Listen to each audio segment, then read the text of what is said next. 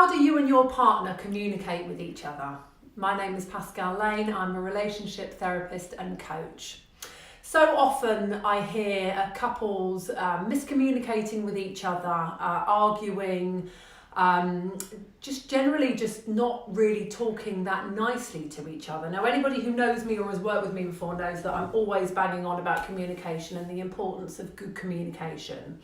But there's also something that comes up really regularly in the work that I do with couples around just basically how they talk to each other. So it's not even, sometimes it's the words that they use, and sometimes couples are just really rude to each other and speak very negatively to each other and swear a lot at each other, name call and all the stuff that I suppose that you might expect.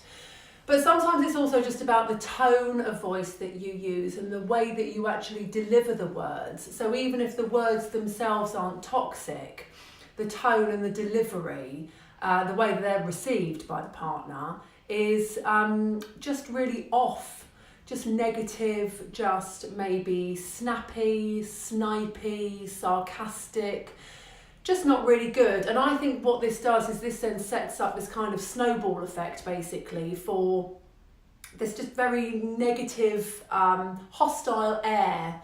And then you just kind of get into this routine of just kind of backbiting and snapping and it's just not helpful.